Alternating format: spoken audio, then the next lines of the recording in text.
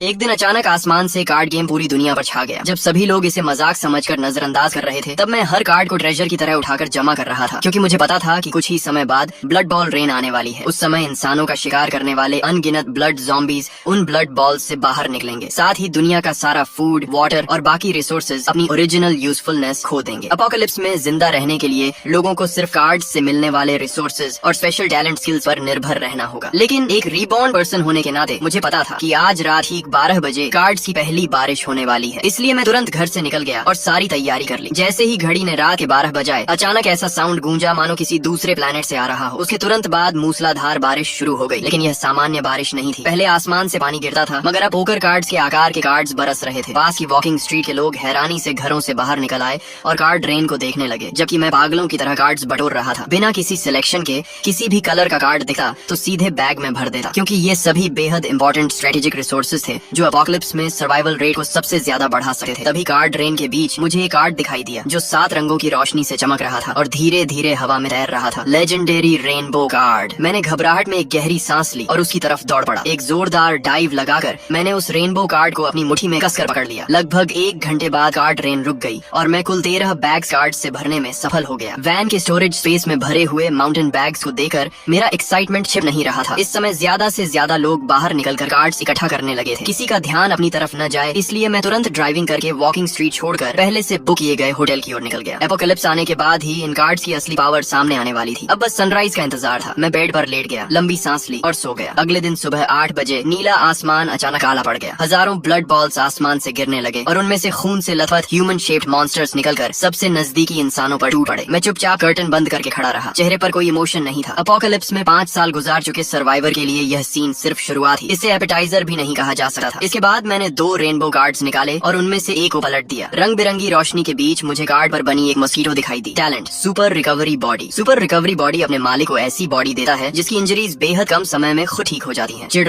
मैंने कार्ड को फाड़ दिया। तुरंत मेरे पूरे शरीर में गर्म एनर्जी फैल गई। ये देखकर मेरे होंठों पर हल्की मुस्कान आ गई। बढ़िया। इसके बाद मैंने दूसरा लेजेंडरी कार्ड पलटा। Item safe house. Safe house 200 square metre क्षेत्र में बना एक इंडिपेंडेंट हाउस है जिसमें एब्सोल्यूट डिफेंस सिस्टम मौजूद है और यह एच बॉम्ब लेवल अटैक तक झेल सकता है। हालांकि सेफ हाउस की डिफेंस बेहद पावरफुल थी, लेकिन उसकी एक बड़ी कमजोरी भी थी, वह मूव नहीं कर सकता था। फिलहाल मेरा किसी एक जगह सेटल्ड होने का कोई इरादा नहीं था, इसलिए मैंने हाउस कार्ड को अपने पास सुरक्षित रख लिया। इसके बाद मैंने 10 गोल्डन कार्ड्स निकाले। कुल मिलाकर इन गोल्डन कार्ड्स की क्वालिटी बहुत हाई थी। चाहे सुपर स्ट्रेंथ हो या हेवी फिस्ट फाइटर, दोनों ही गोल्डन कार्ड्स के T0 लेवल टैलेंट्स थे। तभी अचानक रूम का डोर जोर से टूटकर खुल गया। मैले कुचैले कपड़ों में एक महिला अंदर गिर पड़ी और उसके पीछे 3 ब्लड ज़ॉम्बीज दौड़ते हुए आ गए। वह यंग वुमन चीखते हुए मदद के लिए हाथ बढ़ाने लगी। मैं आगे बढ़ा और सिर्फ 3 पंच में उन ब्लड ज़ॉम्बीज को खत्म कर दिया। महिला इतनी शॉक थी कि काफी देर तक जमीन पर पड़ी तीनों ब्लड ज़ॉम्बीज की बॉडीज को घूरती रही। फिर उसे होश आया और उसने कहा धन्यवाद। मैं उसे देखकर थोड़ा चौंक गया। लिन वार्नर। कितना अजीब संयोग है, अपोकलिप्स के पहले ही दिन उससे मुलाकात हो गई। सच कहूँ तो उसने मेरी जान बचाई थी। पिछले जीवन में उसी की मदद से मैं मुश्किल से जिंदा रह पाया था। बाद में हमारा कम्युनिटी एरिया ज़ॉम्बी टाइड द्वारा डिस्ट्रॉय हो गया और फिर मैं उससे कभी नहीं मिला। तभी लिन वार्नर ने हैरानी से पूछा, तुम मुझे जानते हो? बड़ी स्टार हो तुम, मैं तुम्हें कैसे नहीं जानूंगा? मेरी बात सुनकर उसका टेंशन थोड़ा कम हो गया। उसने पूछा, क्या तुम बता सकते हो कि यह सब क्या हो रहा है? ये मॉन्स्टर्स आखिर हैं क्या? मैंने उसे संक्षेप में सब समझाया और फिर टॉपिक बदलते हुए माउंटेन बैग्स की तरफ इशारा किया। यहाँ 10-20 हजार कार्ड्स हैं। अगर मैं अकेले इन्हें सॉर्ट करूंगा तो बहुत समय बर्बाद हो जाएगा। मुझे एक हेल्पर की जरूरत है। क्या तुम मेरी टीम ज्वाइन करना चाहोगी? तुम्हारा काम सिर्फ कार्ड्स को कैटेगरी के हिसाब से सॉर्ट करना होगा और बदले में मैं तुम्हारी सेफ्टी और डेली नीड्स की जिम्मेदारी लूंगा। बाहर का एनवायरनमेंट बेहद डेंजरस था और हर तरफ मॉन्स्टर्स घूम रहे थे, जबकि उसके सामने खड़ा यह आदमी साफ तौर पर बहुत कुछ जानता था। उसके साथ रहना निश्चित रूप से ज्यादा सेफ था, इसलिए उसने तुरंत सिर हिलाकर हामी भर दी। फिर उसने माउंटेन बैग खोलकर सारे कार्ड्स बाहर निकाले और मेरे बताए अनुसार उन्हें अलग अलग कैटेगरीज में सॉर्ट करने लगी। कुछ देर बाद वह मिनरल वाटर की बोतल हिलाते हुए बुदबुदाई। अजीब है, इतना पानी पीने के बाद भी प्यास नहीं बुझ रही। वाटर समेत सारे फूड आइटम्स अब बेकार हो चुके हैं। मैंने बेड पर रखे व्हाइट कार्ड्स की तरफ इशारा किया। अब सब कुछ कार्ड से मिलेगा। वाटर कार्ड ढूंढो और उसे फाड़ दो। अगले ही पल उसने एक वाटर कार्ड निकाला और उसे फाड़ दिया। तुरंत उसके हाथ में एक छोटी वाटर बोतल प्रकट हो गई। कितना अमेजिंग है, वह हैरानी से बोली और एक ही सांस में पूरा पानी पीकर फिर कार्ड्स सॉर्ट करने लगी। दोपहर के करीब 12 बजे तक बाहर की सड़क शांत थी। तभी अचानक इंसानों की एक टीम वहाँ दिखाई दी। उनके पीछे 10 से ज्यादा यंग मेन और वुमेन चल रहे थे और सभी के पास वेपन्स थे। आसपास के ब्लड ज़ॉम्बीज ने जैसे ही इंसानों को देखा, वे गरजते हुए उनकी तरफ दौड़ पड़े। लेकिन उस टीम की कॉम्बैट पावर बेहद जबरदस्त थी। दर्जनों ब्लड ज़ॉम्बीज उनके करीब पहुँचने से पहले ही टुकड़ों में काट दिए गए। उधर ब्लड ज़ॉम्बीज गिरे ही थे कि इधर विंडो के पास खड़ी लिन वार्नर तमाशा देखते हुए उत्साहित होकर चिल्ला उठी, वाह ये लोग कितने पावरफुल हैं, हम यहाँ हैं, हेल्प। मैं तुरंत भौहें सिकोड़कर उसकी तरफ देखने लगा, लेकिन अब कुछ करने में देर हो चुकी थी, क्योंकि पूरी टीम की नजर एक साथ हमारी तरफ हो चुकी थी। कुछ ही देर बाद वह टीम टीम होटल लॉबी में पहुंच गई। जो वेन बेहद एक्साइटेड होकर बोला, लिन वानर, मैं आपका फैन हूँ। मैंने कभी नहीं सोचा था कि न्यू सिटी में बिजनेस ट्रिप के दौरान आपसे मुलाकात हो जाएगी। तभी लिन वानर ने शिष्टता से पूछा, नमस्ते, आप लोग कहाँ जाने वाले हैं? जो वेन ने तुरंत जवाब दिया, बिल्कुल ब्लड ज़ॉम्बीज़ का शिकार करने और कार्ड्स हासिल करने। उन ब्लड ज़ॉम्बीज़ के शरीर में कार्ड्स होते हैं। अगर लक अच्छा रहा और कोई ब्लू स्किल कार्ड मिल गया तो सर्वाइवल चांस काफी बढ़ जाएगा। मिस लिन, क्या आप हमारे साथ चलना चाहेंगी? हम बहुत स्ट्रॉन्ग हैं, जरूरत नहीं है, हम खुद अपनी सुरक्षा कर सकते हैं। चलो वापस चलते हैं। मैंने डॉक्टर को इशारा किया और मुड़कर जाने लगा। तभी जो वेन की नजर मुझ पर पड़ी। वह बोला, भाई जरा रुकिए, पता नहीं कल रात आपको कुछ कार्ड्स मिले या नहीं? कार्ड्स तो मिले हैं, कुछ ही हैं। मैंने कपड़ों के अंदर से दर्जन भर सिल्वर कार्ड्स निकाल लिए। ये देखकर सबकी आंखें लगभग बाहर निकल आईं। इतनी सारी सिल्वर कार्ड्स। जो वेन ने लालच भरी नजरों से उन्हें देखा और गला सूखते हुए बोला, लगता है बड़ी मोटी मछली हाथ लगी है। फिर उसका चेहरा बदल गया और उसकी आंखों में लालच भर गया। तुम अकेले इतने कार्ड्स का क्या करोगे? इन्हें हमें दे दो, हम तुम्हारी तरफ से संभाल कर रखेंगे। मैंने मुस्कुराकर सिर हिलाया और पूछा, क्या तुम अंदाजा लगा सकते हो कि मैं इन सिल्वर कार्ड्स को अपने पास क्यों रखे हुए हूँ और खुद इस्तेमाल क्यों नहीं कर रहा? क्या मतलब है तुम्हारा? जो वेन ने सावधानी से पूछा। मैंने अपनी मुट्ठी भींची और कहा, मतलब ये है कि तुम सब मरने वाले हो। हाँ हाँ हाँ, हम इतने लोग हैं। जो वेन अपनी बात पूरी भी नहीं कर पाया था कि उसकी आंखों के सामने अंधेरा छा गया। अगले ही पल वह पूरी तरह बेहोश होकर जमीन पर गिर पड़ा। सभी लोग शॉक में रह गए। उनके सामने खड़े इस युवक ने सिर्फ एक पंच में जो वेन का सिर चकनाचूर कर दिया था, जबकि जो वेन के पास सिल्वर टैलेंट भी था और उसे पलटकर जवाब देने का एक मौका तक नहीं मिला। इसके बाद मैंने एक गोल्डन कार्ड निकाली और उसे फाड़ दिया। तुरंत मेरे हाथ में एक डरावनी ब्लैक ब्लेड प्रकट हो गई, जिससे खतरनाक ऑरा निकल रहा था। अब तुम्हारी बारी है। अच्छा मौका है ये देखने का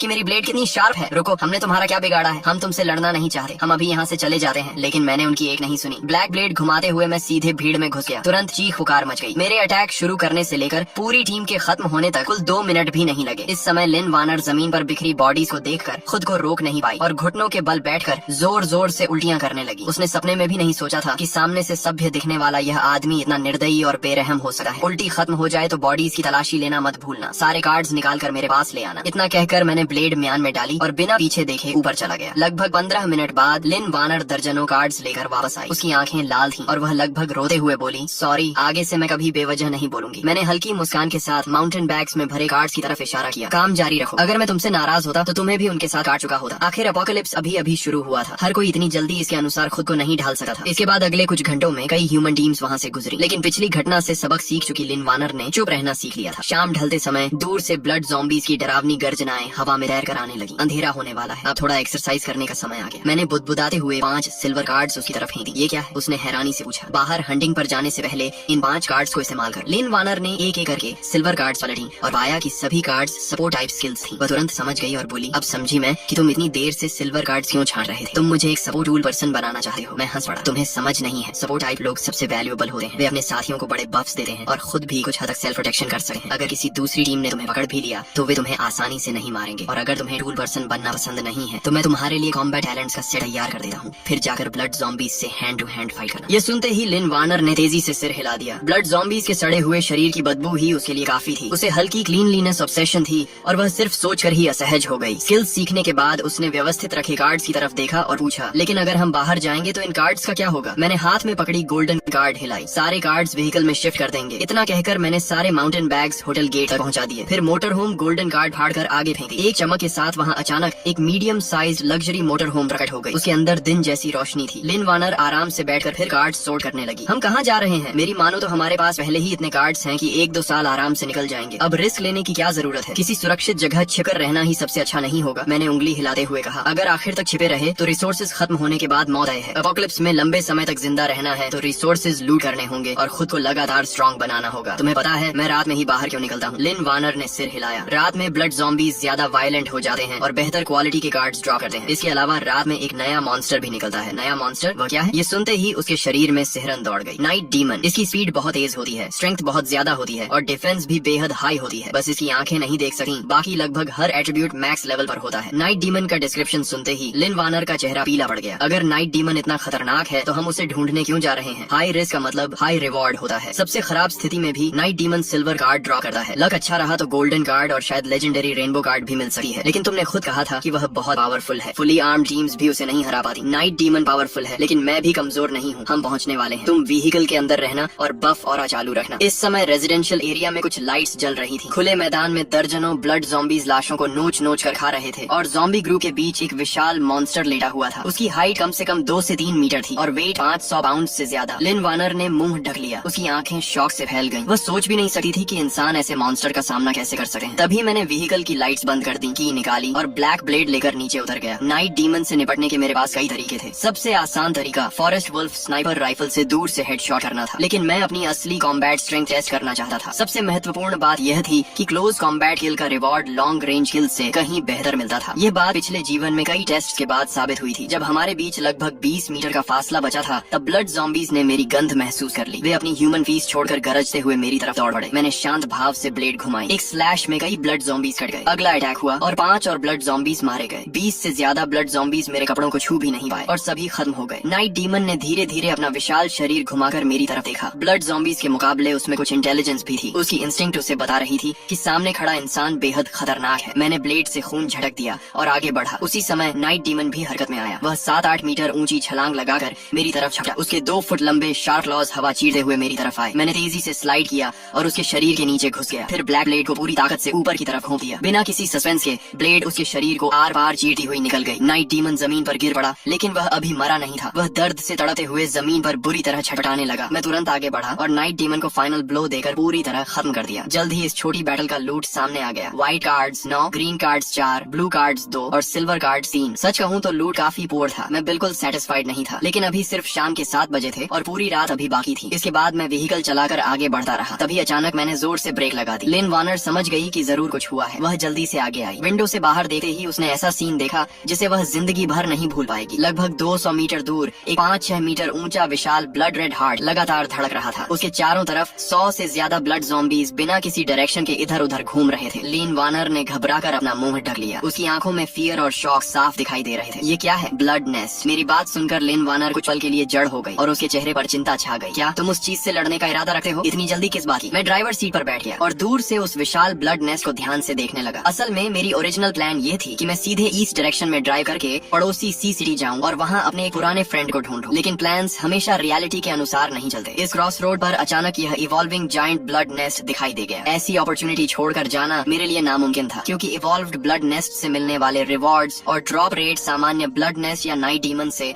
10 गुना से भी ज्यादा वैल्यूएबल होते हैं। लेकिन फिलहाल एक ही प्रॉब्लम थी। मुझे नहीं पता था कि ब्लड नेस्ट को एवोल्यूशन पूरी करने में कितना टाइम लगेगा। समय धीरे धीरे गुजरता गया। देखते ही देखते कई घंटे बीत गए। तभी अचानक वे ब्लड ज़ॉम्बीज जो अब तक सुस्त और बेपरवाह घूम रहे थे, जैसे किसी चीज को महसूस कर बैठे, वे सभी एक साथ क्रॉस रोड के दाईं तरफ मुड़े और जोर जोर से गरजते हुए वहां की ओर दौड़ पड़े। अगले ही पल लगातार गनफायर की आवाजें गूंज उठी। गोलियों की बौछार में ब्लड ज़ॉम्बी ग्रुप ऐसे फटने लगा मानो पुराने कपड़े के टुकड़े हवा में उड़ रहे हों। मैंने मिलिट्री बिनोकुलर्स निकाली और ध्यान से देखने लगा। लेंस के अंदर एक ह्यूमन टीम दिखाई दी। वे सभी ब्लू कॉम्बैट यूनिफॉर्म पहने हुए थे और उनके हाथों में गन्स थी। तभी लिन वार्नर ने धीरे से पूछा, क्या ब्लड नेस्ट अब उनसे छिन जाएगा? मैंने बिनोकुलर्स नीचे रखी और सिर हिलाया। इतना आसान नहीं है। इंसानों की मौजूदा स्ट्रेंथ के हिसाब से हाई लेवल ब्लड नेस्ट को डैमेज पहुंचाना बहुत मुश्किल है, खासकर यह वाला जो साफ दिखाई दे रहा है कि जल्द ही ब्लैक हार्ट में इवॉल्व होने वाला है। अगर उन्होंने बिना सोचे समझे अटैक किया तो उनकी मौत बेहद बुरी होगी। इस समय क्रॉस रोड पर टीम का लीडर वांग फंग था। उसे जरा भी अंदाजा नहीं था कि उसकी डेथ करीब आ चुकी है। वह आराम से राइफल कंधे पर रखे ब्लड नेस्ट के सामने पहुंचा और हंसते हुए बोला, वाह, इतना बड़ा ब्लड नेस्ट मैंने पहले कभी नहीं देखा। अगर इसे मार दिया तो ढेर सारे अच्छे कार्ड्स मिलेंगे। फीमेल टीम मेंबर ली यान ने तुरंत याद दिलाया, ब्रदर वांग, हमारे पास एमओ कार्ड्स ज्यादा नहीं बचे हैं। क्या सच में हम उन्हें इस ब्लड नेस्ट पर वेस्ट करेंगे? बुलेट्स को बचाकर इस्तेमाल करना चाहिए। वांग फंग मुस्कुराया और बोला, बुलेट्स नहीं, हम इसका इस्तेमाल करेंगे। इतना कहकर उसने पॉकेट से कई ग्रीन कार्ड्स निकाले। कार्ड्स देखते ही बाकी टीम मेंबर्स की आंखें चमक उठी। इसी समय लिन वार्नर ने अपनी बड़ी आंखें झकाई और पूछा, क्या ये लोग मोलोटॉव कॉकटेल्स से ब्लड नेस्ट को जला सकते हैं? मैंने जवाब दिया, नॉर्मल ब्लड नेस्ट के खिलाफ बड़ी संख्या में मोलोटॉव कॉकटेल्स काम कर सकती, लेकिन इस तरह के इवॉल्विंग ब्लड नेस्ट के खिलाफ नहीं। मोलोटॉव तो छोड़ो, एक्सप्लोसिव्स और डेटोनेटर्स का इफेक्ट भी काफी कम हो जाएगा। ये लोग सब यहीं खत्म हो जाएंगे। उधर वांग फंग और उसकी टीम ने ब्लड नेस्ट के चारों तरफ सैकड़ों मोलोटॉव कॉकटेल्स रख दिए। फिर वे कुछ दूरी पर पीछे हट गए और एक बॉटल पर गन फायर कर दी। जोरदार एक्सप्लोजन हुआ और एक विशाल फायर बॉल बनकर पूरे ब्लड नेस्ट को निकल गया। तभी एक टीम मेंबर ने अचानक कुछ अजीब देखा और चिल्लाया, ब्रदर वांग, देखो, मोलोटॉव्स का उस पर कोई खास असर नहीं हो रहा, सिर्फ उसकी आउटर शेल जली है। वांग फंग ने ध्यान से देखा। सचमुच ब्लड नेस्ट की सिर्फ बाहरी लेयर काली हुई थी। इसके अलावा उसे कोई बड़ा डैमेज नहीं पहुंचा था। ये चीज इतनी टफ कैसे हो सकती है? अगले ही पल लियान का चेहरा सफेद पड़ गया। उसने हाथ में पकड़े डिटेक्शन डिवाइस को देखा और चीख उठी, बुरा हो गया, बहुत सारे ब्लड ज़ॉम्बीज आ रहे हैं, हम गिर चुके हैं। उसकी बात खत्म होते ही शांत क्रॉस रोड की चारों दिशाओं से हजारों ब्लड ज़ॉम्बीज निकल आए। वे लड़खड़ाते हुए टीम को चारों तरफ से घेरने लगे। ब्लड नेस्ट की चीख सुनकर आए ये ब्लड ज़ॉम्बीज ऐसे लग रहे थे जैसे किसी राजा को बचाने दौड़ती हुई सेना हो। वे पागलों की तरह टीम पर टूट पड़े। फायर! वांग फंग ने आदेश दिया। पूरी टीम ने बैक टू बैक पोजीशन लेकर फायरिंग शुरू कर दी। बुलेट्स की बारिश से ब्लड ज़ॉम्बीज झुंड के झुंड गिरने लगे। तभी एक दर्दनाक दर्दनाक चीख सुनाई दी। एक मेल टीम मेंबर मैगजीन बदल रहा था कि अचानक एक ब्लड ज़ॉम्बी ने उसे पकड़ लिया और सीधे ज़ॉम्बी हॉर्ड के अंदर घसीट ले गया। कुछ ही सेकंड्स में उसे टुकड़ों में नोच डाला गया। बाकी 6 लोगों के चेहरे डर से बदल गए। मेरे पीछे आओ। वंग फंग ने डायरेक्शन चुनी और तुरंत एक सिल्वर कार्ड फाड़ दी। उसके हाथ में सैमुराई सोर्ड आ गई। वह पूरी ताकत से ज़ॉम्बी हॉर्ड पर टूट पड़ा। एक ही स्लैश में 7-8 ब्लड ज़ॉम्बीज कट गए। इस तरह 6 लोगों की टीम वंग फंग को सेंटर बनाकर ज़ॉम्बी हॉर्ड के बीच से खून की राह बनाते हुए आगे बढ़ने लगी। ये सब मैं शुरू से अंत तक देख रहा था और मुझे हंसी भी आ रही थी और हैरानी भी। क्रॉस रोड पर 4 डायरेक्शंस थी। इन्हें कहीं भी भागना था, लेकिन पता नहीं क्यों सीधे मेरी तरफ ही आ गए। लगता है उन्होंने हमें देख लिया है। लिन वानर ने चिंता से कहा। मैं बिल्कुल शांत रहा और बस इतना बोला, सारे कार्ड्स छिपा दो, गेस्ट्स आने वाले हैं। इसके के दौरान वंग फेंग और उसकी टीम ने नेचुरली उस मजबूत मोटर होम को देख लिया था। उनकी आंखों में एक्साइटमेंट चमक उठी। जल्दी दरवाजा खोलो, हमारी मदद करो। मैंने लिन वानर को डोर खोलने का इशारा किया। जैसे ही 6 लोग हाँफते हुए मोटर होम के अंदर घुसे, मैंने डोर बंद किया और एक्सेलरेटर दबा दिया। मोटर होम बुलडोजर की तरह आगे बढ़ी और सामने मौजूद दर्जनों ब्लड ज़ॉम्बीज को उड़ा दिया। फिर हम दूसरी डायरेक्शन में निकल गए। हा हा हा, वंग फंग जोर जोर से हंसने लगा। वह अपनी जान बचने पर बेहद खुश था। फिर उसने व्हीकल का इंटीरियर देखा और घबराई हुई लिन वानर पर नजर डाली। अचानक वह चौंक गया। तुम लिन वानर हो? लिन वानर ने सिर हिलाया। हाँ। वांग फंग उत्साहित होकर बोला। यकीन नहीं होता कि अपोकलिप्स में भी किसी लाइव सेलिब्रिटी से मुलाकात हो जाएगी। फिर उसने मेरी तरफ देखा और कहा, फ्रेंड तुम्हारी लक काफी अच्छी है। इतनी शानदार मोटर होम मिली है, कम से कम गोल्ड ईयर की होगी। बहुत बढ़िया, हमारी जान बचाने के लिए थैंक्स। लेकिन अगर एक अच्छा काम कर ही दिया है तो पूरा कर दो। ये मोटर होम भी हमें दे दो, तुम्हारे हाथ में इसका कोई फायदा नहीं। तभी लिन वानर गुस्से से बोली, तुम लोग इतने शेमलेस कैसे हो सकते हो? हमने तुम्हारी जान बचाई और तुम बदले में यही कर रहे हो। वांग फंग हंस पड़ा। ये वर्ल्ड अपोकलिप्स में बदल चुका है। यहाँ कौन ग्रेटिट्यूड और रिवेंज की बातें करता है? इतने इनोसेंट मत बनो। तुमने हमारी हेल्प की है इसलिए मैं तुम्हें नहीं मारूंगा। बस व्हीकल छोड़कर नीचे उतर जाओ। मैं मुस्कुराया। सब कुछ बिल्कुल मेरी एक्सपेक्टेशन के अनुसार हो रहा था। तुम लोग तो काफी काइंड निकले। वांग फंग ने भौहें सिकोड़ कर पूछा, क्या कहा? लेकिन उसके सवाल पूरा होने से पहले ही मिलिट्री डैगर उसकी गर्दन काट चुकी थी। वांग फंग की आंखें फैल गईं। उसका शरीर कंट्रोल खो बैठा और वह सीट से नीचे गिर पड़ा। अगले ही पल मैंने उसके हाथ से पिस्टल छीनी और बेहद प्रैक्टिस किए हुए अंदाज में सेफ्टी हटाकर ट्रिगर दबा दिया। 10 सेकंड से भी कम समय में व्हीकल के अंदर पूरी शांति छा गई। इसके बाद मैंने मोटर होम वापस उसी जगह मोड़ दी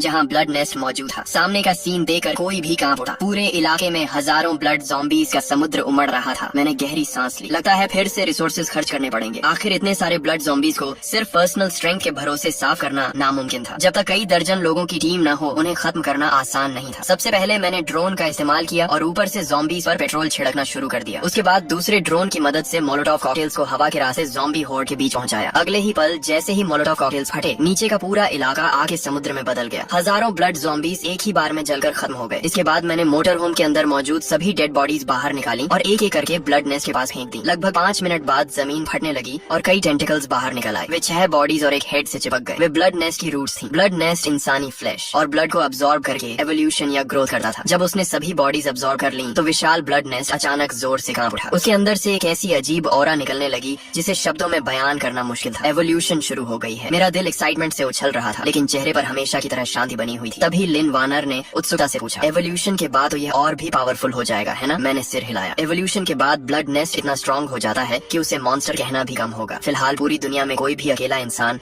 ब्लैक हार्ट को सोलो फाइट में नहीं हरा सका, लेकिन एवोल्यूशन प्रोसेस के दौरान ब्लड नेस्ट अपनी सारी एनर्जी कोर में खींच लेता है ताकि ट्रांसफॉर्मेशन पूरा हो सके। दूसरे शब्दों में कहूँ तो यही उसका सबसे वीक मोमेंट होता है। इस समय उसकी डिफेंस सामान्य ब्लड नेस्ट से ज्यादा नहीं होती और उसे मारना सबसे आसान होता है। इसके बाद मैं ब्लैक ब्लेड लेकर सीधे ब्लड नेस्ट की तरफ बढ़ गया। ब्लेड ने उसकी आउटर शेल को ऐसे काट दिया जैसे गर्म चाकू मक्खन को काटा है। ब्लड नेस्ट का अंदरूनी हिस्सा पूरी तरह दिखाई देने लगा। ऊपर से नीचे तक सैकड़ों स्ट्रेंज फ्लैश हॉर्ड्स बेतरतीब तरीके से लगे हुए थे। मैं उसके अंदर गहराई तक पहुंचा और जल्द ही मुझे वह हार्ट मिल गया जो हवा में तैर रहा था और धीरे धीरे अपना कलर बदल रहा था। जैसे ही हार्ट पूरी तरह ब्लैक कलर में बदल गया, मैंने बिना एक पल गंवाए ब्लेड चलाई और ब्लैक हार्ट को काटकर अलग कर दिया। फिर मैं तुरंत मुड़ा और तेजी से मोटर होम की तरफ भाग गया। व्हीकल के अंदर लिन वानर की आंखों में क्यूरियोसिटी भरी हुई थी। क्या यही ब्लैक हार्ट है? मैंने सिर हिलाया और ब्लैक हार्ट को डाइनिंग टेबल पर रख दिया। फिर गहरी सांस लेते हुए बोला, ये ब्लैक हार्ट है, अपोकलिप्स के शुरुआती दौर का सबसे प्रेशियस रिसोर्स। जैसे ही मैंने ब्लेड से उसे 2 हिस्सों में बांटा, ब्लैक हार्ट तुरंत राख बनकर बिखर गया। लेकिन जहाँ वह रखा था वहाँ कार्ड्स का एक बड़ा स्टैक दिखाई दिया। कुल मिलाकर वहाँ दर्जन भर से ज्यादा कार्ड्स थी। मैंने उत्साह में अपने हाथ रगड़े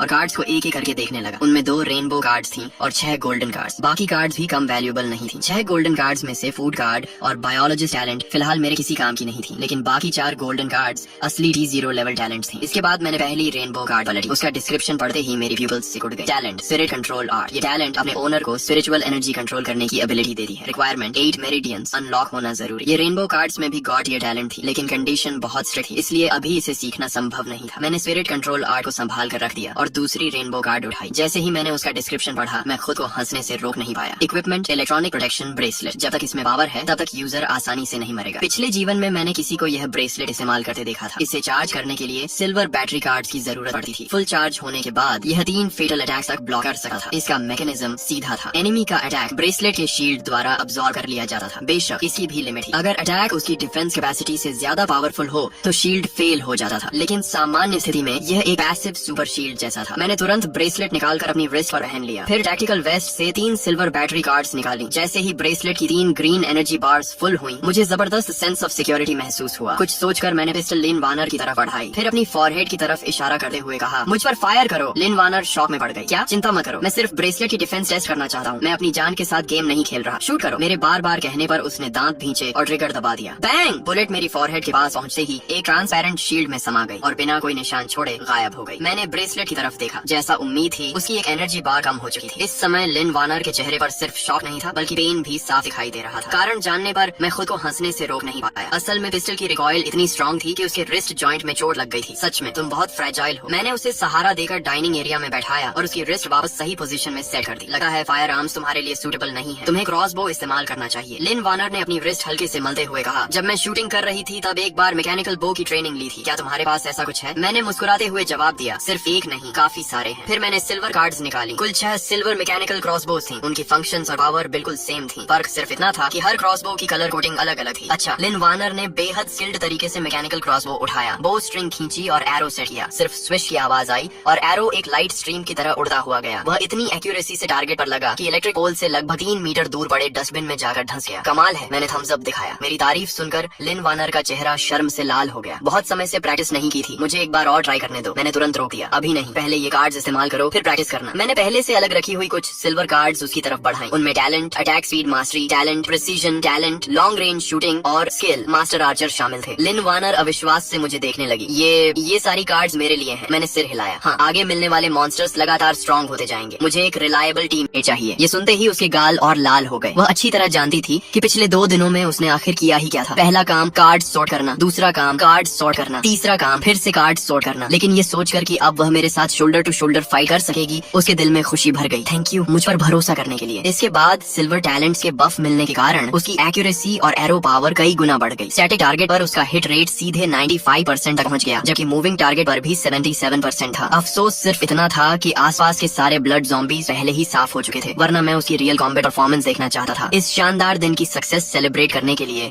मैंने एक सिल्वर फूड कार्ड फाड़ दी। तुरंत सिचुआन हॉट पॉट फीस्ट तैयार हो गई। टेबल पर प्रीमियम बीफ, मटन और तरह तरह की फ्रेश वेजिटेबल्स सज गई। कुल मिलाकर 30 से ज्यादा डिशेस मौजूद थी। वाह, ये तो बहुत लग्जरियस है, लेकिन इतना खाऊंगी तो मोटी तो नहीं हो जाऊंगी। मैंने सिर पकड़ लिया। ये कैसी बात हुई? बाकी लोग इस एपोकलिप्स में भूखे मरने की चिंता कर रहे हैं और तुम्हें वेट गेन की चिंता हो रही है। तभी ठक ठक ठक की आवाज आई। जब हम दोनों हॉट पॉट का मजा ले रहे थे तभी मोटर होम का डोर जोर जोर से नॉक किया जाने लगा। मैंने ड्राइविंग रिकॉर्डर स्क्रीन पर नजर डाली। पहले मुझे लगा कोई ब्लड ज़ॉम्बी होगा, लेकिन बाहर एक मिडिल एज कपल खड़ा था और वुमन की गोद में 3-4 साल का छोटा बच्चा था। वुमन रोते हुए बोली, प्लीज हमारी मदद कीजिए, हमें 2 दिन से पानी नहीं मिला है, थोड़ा वाटर और फूड दे दीजिए। मैं कुछ पल सोचता रहा, फिर डोर खोल दिया। लिन वानर, कुछ वाटर कार्ड्स और फूड कार्ड्स लेकर आओ। वह जल्दी से कैबिनेट तक गई और कुछ कार्ड्स निकालकर कपल को दे दिए। मिडिल एज कपल भावुक होकर मेरे सामने घुटनों के बल बैठ गए। Thank you. मैंने सिर्फ सिर हिलाया। रात में बाहर सेफ नहीं है, वापस घर जाओ। इतना कहकर मैं डोर बंद करने ही वाला था कि मिडिल एज मैन अचानक बोला, रुकिए 1 मिनट। मैंने बिना किसी नरमी के जवाब दिया, अगर तुम लोग व्हीकल में चढ़ने की परमिशन मांगने वाले हो तो मैं अभी साफ बता देता हूँ कि यह इम्पॉसिबल है। आदमी थोड़ा झेप गया। नहीं, ऐसी बात नहीं है, आपने हमें वाटर और फूड दिया, हम पहले ही बहुत थैंकफुल हैं। हम ऐसा सोच भी नहीं सके, लेकिन मेरा बेटा सिर्फ 3 साल का है, बाहर बहुत डेंजर है। क्या आप? मैंने उसकी बात पूरी होने से पहले ही मना कर दिया। बिल्कुल नहीं, इस बारे में सोचना भी मत। अभी मेरा मूड अच्छा है, इसलिए चुपचाप चले जाओ। इतना कहकर मैंने सीधे डोर बंद कर दिया। लिन वानर ने कुछ नहीं कहा, वह बस लगातार मुझे देखती रही। मैंने मुस्कुराकर पूछा, क्या हुआ? मेरे चेहरे पर कुछ उग आया है क्या? उसने सिर हिलाया। नहीं, मुझे बस उम्मीद नहीं थी कि तुम उन्हें गार्ड्स दोगे। मैंने शांत स्वर में कहा, वह 3 लोगों का परिवार शायद एपोकलिप्स के सेकंड फेज तक भी जिंदा नहीं रह पाएगा, इसलिए मैंने उन्हें सीरियस सर्वाइवर की तरह देखा ही नहीं। मेरे लिए वे सड़क पर घूमने वाली स्ट्रे कैट्स और डॉग्स जैसे हैं। वैसे भी मेरे पास एक्स्ट्रा रिसोर्सेज थी, थोड़ा दे देने में कोई प्रॉब्लम नहीं। इसके बाद हम आराम से खाकर बैठे रहे। मैंने मिलिट्री बिनोकुलर्स उठाई और स्काई में मौजूद मॉन्स्टर्स को देखने लगा। मेरा अंदाजा था कि ज्यादा समय नहीं लगेगा और दूसरी कार्ड रेंज शुरू हो जाएगी, इसलिए मैंने तय किया कि आज रात कोई एक्शन नहीं करूंगा और पूरा रेस्ट लेकर एनर्जी रिकवर करूंगा। अगले दिन सुबह 7:30 बजे बिल्कुल मेरी प्रेडिक्शन के अनुसार दूसरी कार्ड रेंज शुरू हो गई। हालांकि इसका स्केल पहली रेंज से काफी छोटा था, लेकिन सर्वाइवर्स के लिए यह फिर भी होप लेकर आई थी। आसपास के रेजिडेंट्स खुशी से चिल्लाते हुए कार्ड्स इकट्ठा करने बाहर निकल आए। थोड़ी देर बाद कार्ड रेन खत्म हो गई। ये पूरी रेन 1 घंटे से भी कम चली। इस बार मेरा लक ज्यादा अच्छा नहीं रहा। मुझे सिर्फ कुछ resource type golden card cards मिली, जबकि बाकी सभी ब्लू और ग्रीन कार्ड्स थी। इसलिए मैंने सोचा कि रेजिडेंशियल एरिया में जाकर देखता हूँ, शायद कोई हाई क्वालिटी कार्ड एक्सचेंज करने को मिल जाए। लेकिन रेजिडेंट्स के लिए इस समय सबसे इम्पोर्टेंट चीज फूड और वाटर थी। इसके बाद मैंने फूड और वाटर से भरा एक बैग तैयार किया और उसे अपनी पीठ पर टांग लिया। फिर मैंने लिन वार्नर की तरफ देखकर कहा, व्हीकल के अंदर ही रहना, कोई भी डोर नॉक करे मत खोलना, मैं ज्यादा दूर नहीं जाऊंगा, अगर कोई प्रॉब्लम हो तो मुझे कॉल कर देना। लिन वार्नर ने गंभीरता से सिर हिलाया, तुम भी अपना ध्यान रखना। मैं तुरंत व्हीकल से नीचे उतरा और एक गोल्डन कार्ड फाड़ दी। कार्ड को आगे फेंकते ही खाली ग्राउंड पर एक रेड गोस्ट फायर मोटरसाइकिल प्रकट हो गई। मोटर होम के बाद यह मेरी दूसरी गोल्डन व्हीकल कार्ड थी। इस मोटरसाइकिल का डिस्क्रिप्शन काफी फनी था। गोस्ट फायर मुसीबत में हो तो 8 दिशाओं से लोग सिर्फ लाई करते हैं। सारी तैयारी पूरी होने के बाद मैं गोस्ट फायर मोटरसाइकिल पर बैठा और तेजी से आगे निकल गया। कुछ देर बाद मैं रेजिडेंशियल गार्डन पहुंचा। गार्डन पूरी तरह खाली था, वहाँ एक भी इंसान दिखाई नहीं दे रहा था। लेकिन मुझे अच्छी तरह पता था कि कॉलोनी के सारे रेजिडेंट्स अपने अपने फ्लैट्स में छिपे हुए थे और इस समय दर्जनों आंखें खिड़कियों के पीछे से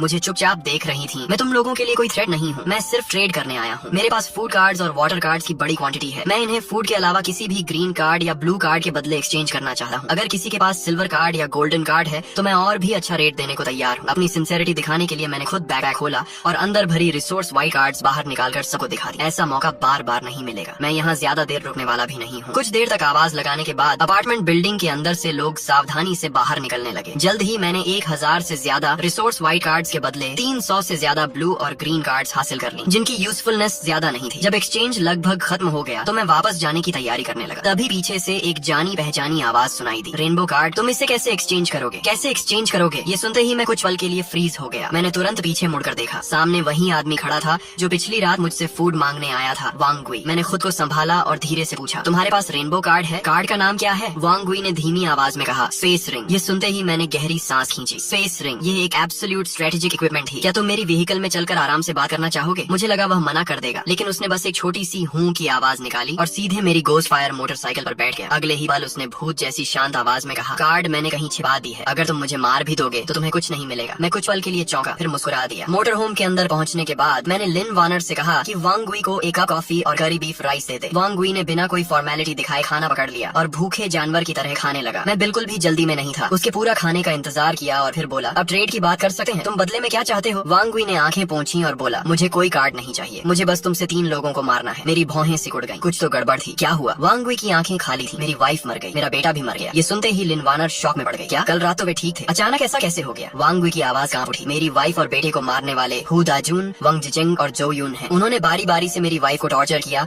और मेरे बेटे का गला घोंट दिया। अगले ही पल वांग गुई अचानक बेकाबू हो गया। उसने टेबल पर मुट्ठी दे मारी और चिल्लाया, मैं उन्हें मरते हुए देखना चाहता हूँ, बस उन्हें मार दो। रेनबो कार्ड तुम्हारी होगी, प्लीज मेरी मदद करो। मैं जानता हूँ कि तुम्हारे पास यह करने की पावर है। मैंने कुछ देर तक उस आदमी को देखा जो दर्द और ग्रीफ से टूट चुका था। फिर शांत स्वर में बोला, मैं तुम्हारी डील एक्सेप्ट करता हूँ और एक एक्स्ट्रा कंडीशन भी दूंगा। अगर सिचुएशन ने अलाउ किया तो तुम्हें खुद रिवेंज लेने का मौका मिलेगा। इसके बाद मैंने अपनी वॉच देखी, ब्लैक ब्लेड उठाई और खड़ा हो गया। मेरे साथ चलो। 5 मिनट बाद मैं वांग गुई को लेकर फिर उसी रेजिडेंशियल एरिया में पहुंच गया। मैं उससे पूछने ही वाला था कि वे लोग कहाँ रहते हैं, तभी उसने मेरा हाथ पकड़ लिया। उसका शरीर कांप रहा था। वो वही है, सामने वही लोग हैं। मैंने नजर उठाई, सामने से 3 यंग मैन हमारी तरफ आ रहे थे। तभी हु दाजुन मुस्कुराया, अरे वांग गुई वापस आ गया। वांग गुई की आंखें खून की तरह लाल थी। तुम लोगों ने मेरी वाइफ और बेटे को मारा है, इनकार मत करना, किसी ने सब देखा है। हु दाजुन हंस पड़ा, किसने कहा कि मैं इनकार करूंगा? हाँ, मैंने ही मारा है, तो क्या कर लोगे? तभी वांग जिचेंग भी हंसे हुए बोला, एक बात माननी पड़ेगी, तुम्हारी वाइफ कमाल की थी। तुम्हें अंदाजा भी नहीं है कि जब हम उसके साथ थे तो वह कितनी कोऑपरेटिव थी। वांग गुई का दिमाग पूरी तरह टूट गया। मैं तुम लोगों को मार डालूंगा, वह पागलों की तरह आगे झटा, लेकिन मैंने उसे पकड़ लिया। मेरे चेहरे पर कोई इमोशन नहीं था। किसी की वाइफ के साथ जबरदस्ती करना, फिर मर्डर करना और यहाँ तक कि छोटे बच्चे को भी नहीं छोड़ना। तुम लोग सच में नीचे गिर चुके हो। हु दाजुन ने मुझे घूरते हुए कहा, तो तुम इसे रिवेंज दिलाने आए हो? उसके चेहरे पर साफ चैलेंज था। उसी समय उसके साथ खड़े दोनों लोगों ने जानबूझकर अपनी वेस्ट पर लगी पिस्टल्स दिखा दी। 3 आदमी, 3 गन्स, उन्हें पूरा कॉन्फिडेंस था। मैं हल्का सा मुस्कुराया, बस तुम तीनों ही हो। अगले ही पल हु दाजुन ने पिस्टल निकाली, मर जा। लेकिन ट्रिगर दबाने से पहले ही मैं फायर कर चुका था। बैंग, बुलेट ने उसकी आर्म तोड़ दी। मेरी बांह। हु दाजुन दर्द से चीखता हुआ जमीन पर गिर पड़ा। वांग जिचेंग और जो यून ने तुरंत मुझ पर फायर करना शुरू कर दिया, लेकिन उनकी बुलेट्स मेरे शरीर को छूते ही गायब हो गए। इलेक्ट्रॉनिक प्रोटेक्शन ब्रेसलेट ने हर अटैक अब्सॉर्ब कर लिया। मुझे एक भी स्क्रैच नहीं आई। मैंने उन्हें सोचने का मौका नहीं दिया। बैंग बैंग, 2 और शॉट्स गूंजे। दोनों की गन होल्डिंग आर्म्स टूट गई। क्यों? मैंने उसे हिट किया था, उसे कुछ हुआ क्यों नहीं? दर्द से दोनों चीखने लगे। इसके बाद मैंने वांग गुई के कंधे पर हाथ रखा और उसे एक ग्रीन ब्लेड गार्ड थमा दी। अब तुम्हें खुद अपनी वाइफ और बेटे का रिवेंज लेने का मौका मिलता है। तुम्हारी रिक्वेस्ट मैंने पूरी कर दी, अब मेरी पेमेंट कहाँ है? वांग गुई ने कांपती आवाज में जवाब दिया, बिल्डिंग के ग्राउंड फ्लोर पर जो ड्रेन पाइप है उसके पीछे। इतना कहकर उसने ब्लेड पकड़ी और धीरे धीरे उन तीनों की तरफ बढ़ने लगा जो जमीन पर पीछे हटे हुए दया की भीख मांग रहे थे। ब्रदर वांग, प्लीज हमें माफ कर दो, हमसे गलती हो गई, हमें छोड़ दो, हम तुम्हारे लिए कुछ भी करेंगे। हमारे पास बहुत सारे कार्ड्स हैं, सब तुम्हें दे देंगे, प्लीज हमें मत मारो। मैंने एक नजर सीन पर डाली और फिर मुड़ गया। जो करना था मैं कर चुका था। अब लाइफ और डेथ का फैसला वांग गुई के हाथ में था। फिलहाल मेरी दिलचस्पी सिर्फ उस स्पेस रिंग में थी। जैसा उसने बताया था, बिल्डिंग के ग्राउंड फ्लोर के कॉरिडोर के आखिर में मौजूद ड्रेन पाइप के पीछे मिट्टी और इंडस्ट्रियल वेस्ट से ढका हुआ एक छोटा सा छिपा हुआ स्पॉट था। मैंने कार्ड को फाड़ा और रिंग अपनी उंगली में पहन ली। अगले ही पल मेरे दिमाग में एक चौकोर स्पेस दिखाई दिया। आकार में वह सिर्फ 10 क्यूबिक मीटर का था, लेकिन वास्तव में उसमें बहुत सारा सामान रखा जा सकता था। जिस क्षण मुझे स्पेस रिंग के अस्तित्व का पता चला था, उसी समय मैंने तय कर लिया था कि इसका इस्तेमाल किस लिए करूंगा। डेड बॉडी स्टोर करने के लिए। इसके बाद मैं बिल्डिंग से बाहर निकला और एक नजर चारों तरफ डाली। इस समय वांग गुई का पूरा शरीर खून से सना हुआ था। वह ब्लड पूल के बीच बैठा कभी रो रहा था, कभी हंस रहा था। ऐसे समय में किसी भी तरह की सांत्वना मीनिंगलेस लगी। मैंने कुछ नहीं कहा और बस उसके पास से गुजर गया। कुछ घंटों बाद फिर बारिश शुरू हो गई। नहीं, यह सामान्य बारिश नहीं थी, ब्लड रेन। लिन वार्नर की घबराई हुई आवाज ने मुझे जगा दिया। मैं ड्राइवर सीट पर आंखें बंद करके रेस्ट कर रहा था। मैंने विंडो से बाहर देखा। आसमान से अलग अलग साइज के ब्लड स्फीयर्स लगातार गिर रहे थे। उनकी संख्या पहली ब्लड रेन से कम नहीं बल्कि उससे भी ज्यादा थी। चलो अब तुम्हारी आर्चरी स्किल टेस्ट करने का समय आ गया है। इतना कहकर मैं लिन वार्नर को लेकर मोटर होम की रूफ पर चढ़ गया। क्या हुआ? इतनी डरी हुई क्यों लग रही हो? नहीं, मैं डरी नहीं हूँ। फिर कांप क्यों रही हो? लिन वार्नर मुस्कुराई। मैं डर नहीं रही, एक्साइटेड। पहले सिर्फ तुम्हें मॉन्स्टर्स मारते हुए देखी थी। अब आखिरकार मैं भी तुम्हारे साथ फाइट कर सकी हूँ। देखना, आज मैं अच्छा परफॉर्म करूंगी। बात करते करते उसने क्रॉस बो उठाई, बो स्ट्रिंग खींची और एरो छोड़ा। स्विश। एरो बिजली की तरह उड़कर गया और सीधे एक ब्लड ज़ॉम्बी के सिर को भेद गया। उसकी मूवमेंट स्मूथ और परफेक्ट थी। बहुत बढ़िया, ऐसे ही जारी रखो। मैंने थम्स अप दिखाया। इसके बाद समय तेजी से बीत गया। शाम होते होते हम फिर उसी क्रॉस रोड पर मोटर होम के अंदर लौट आए। नीचे आ जाओ और थोड़ा रेस्ट कर लो। आसपास शायद अब कोई ब्लड ज़ॉम्बी नहीं बचा है। मैंने रूफ पर मौजूद लिन वार्नर को आवाज दी। सिर्फ 2 घंटों के अंदर ही मुझे एहसास हो गया था कि उसमें कॉम्बैट टैलेंट और लर्निंग एबिलिटी बेहद स्ट्रॉन्ग थी। शुरुआत में वह हर ज़ॉम्बी को देकर घबरा जाती थी, लेकिन बाद में लगातार हेडशॉट्स लगाने लगी। उसकी इंप्रूवमेंट स्पीड सचमुच चौंकाने वाली थी। मैंने कुल 61 ब्लड ज़ॉम्बीज मारे हैं। लिन वार्नर खुशी से उछलते हुए व्हीकल के अंदर आई और अचीवमेंट बताने लगी। मैं मुस्कुराया। कमाल है। अब जाकर कपड़े बदलो, नहा लो और फिर खाना खाते हैं। थोड़ी देर बाद वह फ्रेश होकर वापस आई। उसने साफ व्हाइट शर्ट पहन रखी थी और हेयर ड्रायर से बाल सुखाते हुए पूछा, क्या हम आज रात यहाँ से निकलने वाले हैं? मैंने सिर हिलाया। हाँ, अंधेरा होने के बाद हम रास्ता साफ करते हुए आगे बढ़ेंगे। अभी अभी ब्लड रेन हुई है, इसलिए सिटी के हर हिस्से में ब्लड ज़ॉम्बीज और ब्लड नेस्ट की भरमार होगी। रिसोर्सेज कलेक्ट करने का इससे अच्छा मौका नहीं मिलेगा। तभी व्हीकल के बाहर से वांग गुई की आवाज सुनाई दी। चिन लैंग, क्या तुम अंदर हो? मैं थोड़ा हैरान हुआ। मुझे उम्मीद नहीं थी कि यह आदमी अभी तक जिंदा होगा और उससे भी ज्यादा हैरानी इस बात की थी कि उसकी गोद में एक हाफ कॉन्शियस छोटा लड़का था। मैंने डोर खोला और उसे अंदर आने दिया। ये बच्चा कौन है? वांग गुई ने दुखी स्वर में कहा। अपोकलिप्स शुरू होने से पहले इसकी माँ बिजनेस ट्रिप पर बाहर गई हुई थी और अब उसका कोई कांटेक्ट नहीं हो पा रहा। कुछ समय पहले इसके पिता को मॉन्स्टर्स ने मार डाला। फिर उसने लड़के की तरफ देखकर कहा, इसे ब्लड ज़ॉम्बी ने काट लिया है। क्या तुम इसे बचा सकते हो? मैंने भौहें सिकोड़ ली। कुछ घंटे पहले वाला टूटा हुआ वांग गुई अब पहले जैसा नहीं लग रहा था। साफ दिखाई दे रहा था कि इस बच्चे की वजह से उसे जीने का नया रीजन मिल गया था। लेकिन सिल्वर सीरम कार्ड्स बेहद प्रेशियस थी। मेरे पास भी सिर्फ 10-15 ही बची थी। मेरे पास कार्ड्स हैं, मैं एक्सचेंज कर सकता हूँ। वांग गुई ने जल्दबाजी में पॉकेट से ब्लू और ग्रीन कार्ड्स का ढेर निकाल लिया। मैंने सवाल बदल दिया, तुम लोगों ने ब्लड ज़ॉम्बीज को कैसे रोका? कॉलोनी में अभी कितने लोग बचे हैं? वांग गुई ने लंबी सांस छोड़ी। मैंने सबको बिल्डिंग के अंदर डिफेंसिव पोजीशन लेने का सजेशन दिया था, नहीं तो जल्दी या देर से सब मर जाते। अच्छी बात यह रही कि लोगों ने मेरी बात मान ली, लेकिन हमारी स्ट्रेंथ बहुत कमजोर थी। ब्लड ज़ॉम्बीज को खत्म करने के लिए आधे से ज्यादा लोगों की जान चली गई। अब शायद सिर्फ 30 या 40 लोग ही बचे हैं और उनमें भी ज्यादातर यंग पीपल हैं जो फाइट करने की हिम्मत रखें। मेरी बात सुनकर वांग गुई कुछ पल के लिए चुप हो गया। फिर जैसे उसे कुछ समझ में आया, उसका चेहरा एक्साइटमेंट से भर गया। हाँ, जो लोग मेरे साथ लड़ रहे थे वे सभी यंग हैं, बहुत ब्रेव हैं। उनमें से कुछ ने टैलेंट्स भी अपग्रेड किए हैं। क्या तुम वह बात पूरी भी नहीं कर पाया था कि मैं हल्का सा हंस पड़ा? इतना एक्साइटेड मत हो, मैंने तो बस कैजुअल क्वेश्चन पूछा था। वांग गुई के चेहरे पर तुरंत डिसअपॉइंटमेंट आ गया। रात में बाहर डेंजर है, मैं तुम्हें वापस छोड़ देता हूँ। इसके बाद मैंने मोटर होम स्टार्ट की और वांग गुई वो उस छोटे लड़के को रेजिडेंशियल एरिया तक छोड़ने गया। मैं वांग गुई के साथ अंदर जाकर देखता हूँ, तुम व्हीकल का ध्यान रखना। मैंने लिन वार्नर को निर्देश दिया और वांग गुई के साथ अंदर चला गया। सिक्योरिटी हॉल के अंदर मौजूद यंग सर्वाइवर्स ने मुझे देखते ही उत्साह दिखाया। बिग ब्रदर, क्या आप हमारी मदद करने आए हैं? बोलने वाला यंग मैन मुझे पहचान में आ गया। वही लड़का था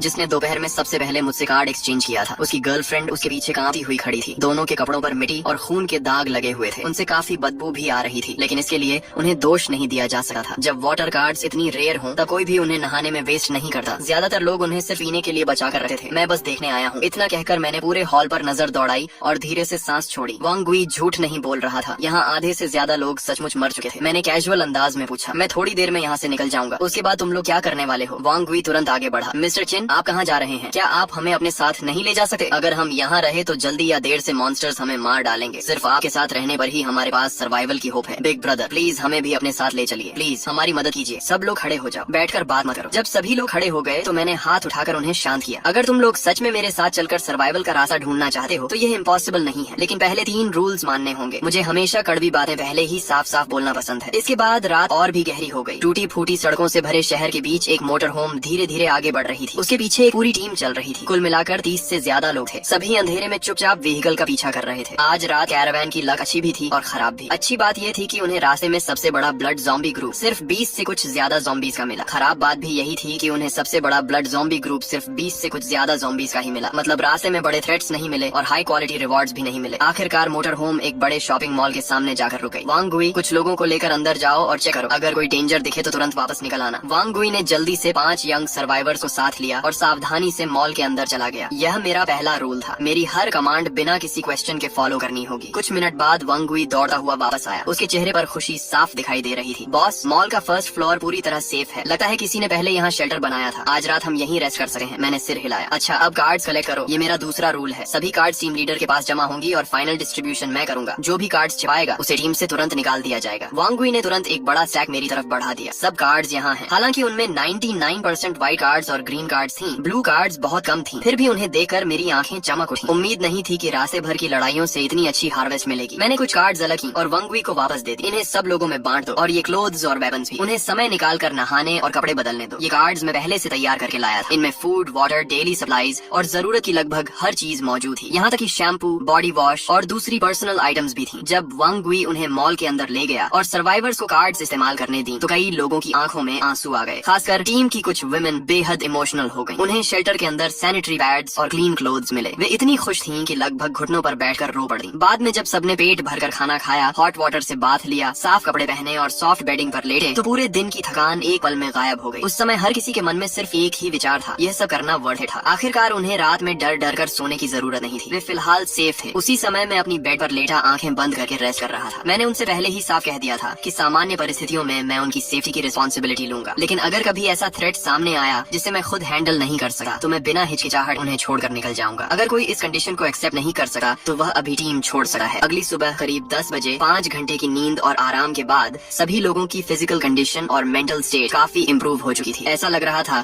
जैसे पूरी टीम एक रात में बदल गई हो। तभी वांग गुई दौड़ता हुआ मेरे पास आया। बॉस, सब लोग रेडी हैं, हम कब निकलेंगे? मैं मोटर होम से नीचे उतरा, लंबी स्ट्रेच ली और पॉकेट से 7 सिल्वर मैकेनिकल बो कार्ड्स निकाली। फिर मैंने उन्हें वांग गुई की तरफ बढ़ा दिया। ये 7 कार्ड्स टीम की विमेन को दे दो, उन्हें ट्रेनिंग शुरू करने को कहो। वांग गुई ने कार्ड्स को देकर गहरी सांस ली। उसकी आंखों में एक्साइटमेंट साफ दिखाई दे रही थी। बॉस, इतनी सारी सिल्वर कार्ड्स, आपने तो सच में बहुत बड़ा इन्वेस्टमेंट कर दिया। मैं हल्का सा मुस्कुराया। इन्वेस्टमेंट के बिना रिटर्न कहाँ से मिलेगा? इसके बाद मैंने सिल्वर और ब्लू कार्ड्स का एक और स्टैक निकाला और वांग गुई को थमा दिया। इनमें right shields, military grade electric battens, swords और कॉम्बैट वेपन्स थी। इन्हें टीम के उन पुरुषों को देना जिनकी फिजिकल स्ट्रेंथ और फिटनेस अच्छी है। उन्हें साफ बता देना कि अगर जिंदा रहना है तो पूरी जान लगानी पड़ेगी। जो कोई भी मेरा इक्विपमेंट लेकर आलस करेगा या फाइट से बचने की कोशिश करेगा उसके साथ मैं बिल्कुल नरमी नहीं बरतूंगा। वांग गुई तुरंत सिर हिलाने लगा। बॉस, आप चिंता मत कीजिए, अगर कोई भी काम चोरी करेगा तो सबसे पहले मैं ही उसे नहीं छोड़ूंगा। सारी व्यवस्था करने के बाद मैंने अचानक टॉपिक बदल दिया। शौबाओ की तबीयत कैसी है? वांग गुई के चेहरे पर तुरंत एक नरम मुस्कान आ गई। शुक्र है बॉस, आपकी स्पेशल मेडिसिन की वजह से शाओबाओ काफी बेहतर है। वह पूरी रात सोया और सुबह उठते ही भूख लगने की शिकायत करने लगा। बच्चे रिकवरी जल्दी करते हैं। मैंने पॉकेट से 10 ग्रीन कार्ड्स निकाली और उसकी तरफ बढ़ा दी। ये ग्रीन कार्ड्स रख लो और ये मिल्क पाउडर और ब्रेड के पैकेट भी, ये मैं पर्सनल तौर पर तुम्हें दे रहा हूँ। सच कहूँ तो मैं खुद भी इन्हें इस्तेमाल करने से बचा रहा था। वांग गुई की आंखें लाल हो गई। वह भावुक होकर बोला, बॉस, आपका ये एहसान मैं जिंदगी भर नहीं भूलूंगा। मैंने हाथ हिलाया। ठीक है, अब जाकर अपना काम करो। उसे जाते हुए देखकर मैंने धीरे से सांस छोड़ी। इतनी बड़ी टीम को संभालना आसान नहीं था। चाहे रिसोर्सेज कितनी भी हों, लगातार इस तरह खर्च करने पर वे भी खत्म हो जाती हैं। अब मेरे पास सिर्फ 100 से कुछ ज्यादा सिल्वर कार्ड्स बची थी। आगे मुझे काफी सावधानी से उन्हें इस्तेमाल करना होगा। पूरा दिन मेरे पास कोई खास काम नहीं था,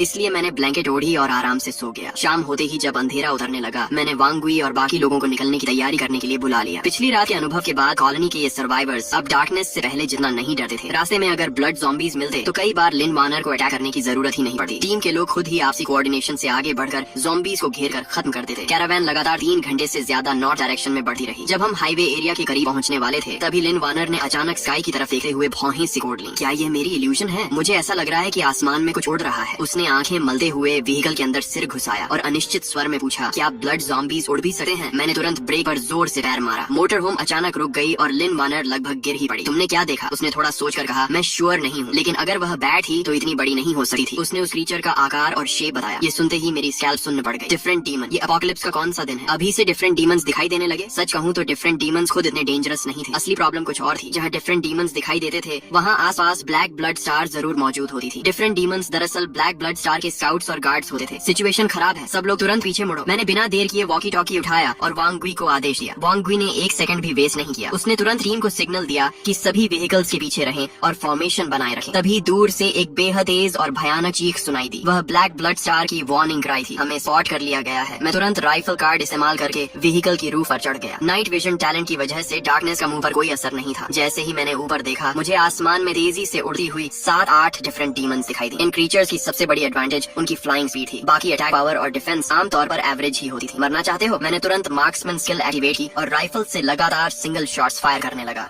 कुछ ही सेकंड में 7 डिफरेंट डीमंस के सिर उड़ गए। वे एक एक करके पास के वीट फील्ड में गिर पड़े। बॉस, क्या हुआ? वांग वी के चेहरे पर टेंशन साफ दिखाई दे रही थी। मैंने गंभीर स्वर में कहा, सब लोग तैयार हो जाओ, बैटल शुरू होने वाली है। फिर मैंने राइफल, कुछ एक्स्ट्रा बुलेट्स और कई मोलोटोव कार्ड्स वांग वी की तरफ फेंकी। अपने लोगों की सुरक्षा करना। वांग वी ने तुरंत उन्हें पकड़ लिया। समझ गया बॉस। इसके बाद उसने शाओबाओ के सिर पर प्यार से हाथ फेरा। छोटा लड़का डरी हुई आवाज में बोला, अंकल मुझे डर लग रहा है। वांग वी ने उसे अपनी तरफ खींच लिया और नरम स्वर में कहा, डर मत, अंकल यही है, अंकल तुम्हारी रक्षा जरूर करेगा। तूफान आने से पहले हमेशा मौत जैसी खामोशी होती है। आ गए। मेरी प्यूपल सिकुड़ गई। सड़क के आखिर में ब्लड ज़ॉम्बीज़ का एक विशाल हॉर्ड दिखाई दिया। वे इतने ज्यादा थे कि उनकी संख्या का अंदाजा लगाना भी मुश्किल था। हजारों ब्लड ज़ॉम्बीज़ एक दूसरे को धक्का देते हुए आगे बढ़ रहे थे। उनके मुंह से अजीब और डरावनी चीखें निकल रही थीं। ज़ॉम्बी हॉर्ड के बीच कई नाइट डीमंस भी मौजूद थे। वे साफ तौर पर इस हॉर्ड के लीडर्स लग रहे थे। बाकी ज़ॉम्बीज़ पागलों की तरह दौड़ रहे थे, लेकिन नाइट डीमंस आराम से उनके पीछे पीछे चल रहे थे। ये लड़ाई आखिर कैसे जीतेंगे? वांग वी ने मिलिट्री बिनोकुलर्स से सामने का नजारा देखा और अनजाने में गाली निकल गई। लेकिन जब उसने व्हीकल की रूफ पर खड़े मुझे देखा, जहाँ मेरे चेहरे पर डर का नामो निशान नहीं था, तो उसका दिल कुछ हद तक शांत हो गया। उसने होंठ चाटे और धीरे से बुदबुदाया, आ जाओ, जितने आना है आ जाओ, आज सबको खत्म कर देंगे। तभी अचानक एक भयानक चीख गूंजी। टीम में मौजूद लगभग 50 साल का एक आदमी नाइट डीमन के स्नीक अटैक का शिकार हो गया। उसका सिर एक झटके में चकनाचूर कर दिया गया। सभी लोग सामने वाले ज़ॉम्बी हॉर्ड पर ध्यान दे रहे थे